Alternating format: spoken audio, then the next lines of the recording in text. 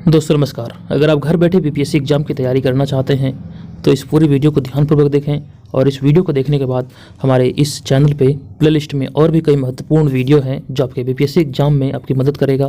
तो आप सभी वीडियो को देखें, ये आपके मेंस और प्रारंभिक परीक्षा दोनों के लिए काफ़ी उपयोगी है। आज का यह हमारा प्रश्न है 67 नंबर प्रश्न, 1861 का अधिनियम क्या है, इसके क्या क्या प्रावधान है, विस्तार में समझाएं। ये आधुनिक भारत से संबंधित ये टॉपिक है। इससे पिछला टॉपिक जो हमारा था वो 1858 का भारत सरकार अधिनियम से संबंधित था। इसके बारे में मैंने आपको विस्तार में बताया था।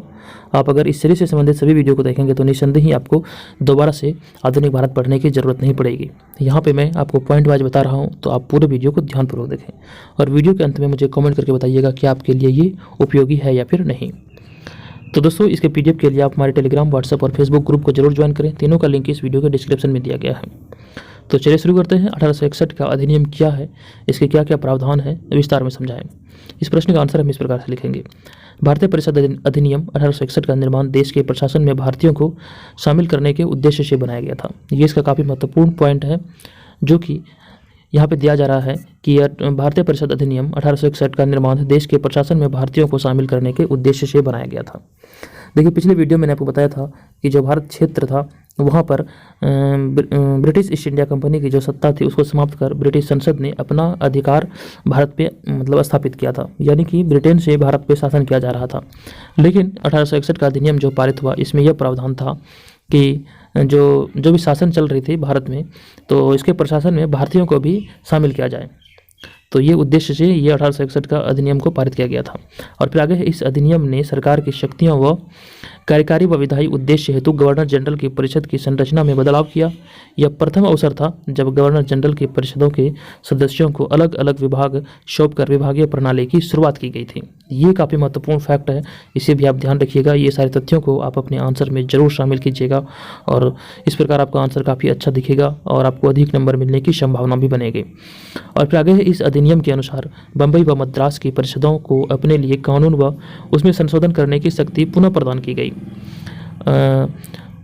जबकि अन्य प्रांतों में अर्थात बंगाल में 1862 में और फिर उत्तर पश्चिमी सीमांत प्रांत में 1886 में और वर्मा व पंजाब में 1897 में इन परिषदों की स्थापना की गई। तो धीरे धीरे जो भी क्षेत्र था इन परिषदों की उसमें स्थापना की गई। मतलब ये प्रावधान जो था ये सारी चीज़ों को उसमें लागू किया गया था। अब इनसे रिलेटेड जो मुख्य बिंदु हैं, जो इसके प्रावधान थे 1861 का अधिनियम का, अब उसके बारे में जान लेते हैं। इस अधिनियम का क्या क्या प्रावधान था, तो हम यहाँ पे इसे विस्तार में देखेंगे, पॉइंट वाइज देखेंगे। आप ध्यानपूर्वक इसे देखिए। तो पहला पॉइंट है 3 अलग अलग प्रेसिडेंसियों, जो कि आप सभी को पता है कि ब्रिटिश भारत में 3 प्रेसिडेंसियाँ हुआ करती थी, बम्बई, मद्रास और बंगाल। तो 3 अलग अलग प्रेसिडेंसियों में जो कि बम्बई, मद्रास और बंगाल था, को एक सामान्य प्रणाली के तहत लाया गया। और अगला है इस अधिनियम का प्रावधान, इस अधिनियम द्वारा विधान परिषदों की स्थापना की गई। नेक्स्ट है इस अधिनियम द्वारा वायसराय की परिषद में विधिवेत्ता के रूप में एक 5वें सदस्य को शामिल किया गया।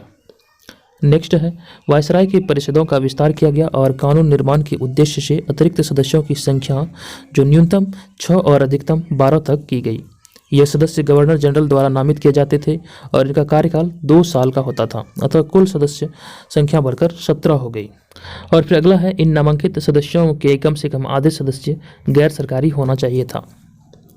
नेक्स्ट है इस अधिनियम के अनुसार बम्बई व मद्रास की परिषदों को अपने लिए कानून व उसमें संशोधन करने की शक्ति पुनः प्रदान की गई, जबकि अन्य प्रांतों में अर्थात बंगाल में 1862, उत्तर पश्चिमी सीमांत प्रांत में 1886 और बर्मा व पंजाब में 1897 में इन परिषदों की स्थापना की गई। ये मैंने आपको बताया। तो इसके प्रावधान है, यहाँ पे मैं पॉइंट वाइज से अरेंज किया हूँ, आप उसे देखिए। अगला है लॉर्ड कैनिंग ने 1859 ईस्वी में विभागीय प्रणाली की शुरुआत की, जिसके तहत गवर्नर जनरल की परिषद के सदस्यों को अलग अलग विभाग सौंपे गए। कोई भी सदस्य अपने विभाग से संबंधित मामले में अंतिम और निर्णायक आदेश जारी कर सकता था। ये इसके महत्वपूर्ण प्रावधान थे। आप इसे नोट जरूर बनाएं इसका और इसे बार बार पढ़ें और इसे आप याद करें। ये आपके लिए काफ़ी महत्वपूर्ण साबित हो सकता है। ये प्रश्न आपके एग्जाम में पूछ ले, या अगर नहीं भी पूछता है तो जो भी विभिन्न प्रतियोगी परीक्षाएं हैं जिसमें वस्तुनिष्ठ प्रकार के प्रश्न पूछते हैं उसके दृष्टिकोण से ये काफ़ी महत्वपूर्ण है। तो अगला प्रावधान जो है वो है लॉर्ड कैनिंग ने 1862 ईस्वी में 3 भारतीय सदस्यों को अपनी परिषद में शामिल किया, जिनमें बनारस के राजा, पटियाला के राजा और सर दिनकर राव शामिल थे। तो ये तो हो गया प्रावधान। अब इसके निष्कर्ष की बात करते हैं। तो भारतीय परिषद अधिनियम 1861 भारतीयों के प्रशासन में भागीदारी प्रदान कर और भारत में कानून निर्माण की त्रुटिपूर्ण प्रक्रिया को सुधार कर भारतीय आकांक्षाओं की पूर्ति की।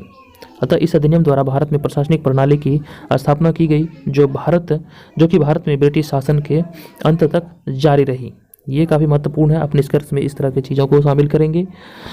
तो दोस्तों और भी इसी तरह के वीडियो और फ्री PDF के लिए हमारे चैनल को जरूर सब्सक्राइब करें। अगर चैनल पर पहली बार जुड़े हैं तो जरूर सब्सक्राइब करें, वीडियो को लाइक करें, अपने दोस्तों के साथ इसे शेयर करें। आपका एक लाइक से हमारा काफ़ी मोटिवेशन बढ़ता है। तो प्लीज़ आपसे बस यही रिक्वेस्ट है, वीडियो को लाइक जरूर कीजिएगा। चलिए मिलेंगे नेक्स्ट वीडियो में। ये वीडियो कैसा लगा जाते जाते कमेंट करके मुझे ज़रूर बताते जाइएगा। चलिए धन्यवाद।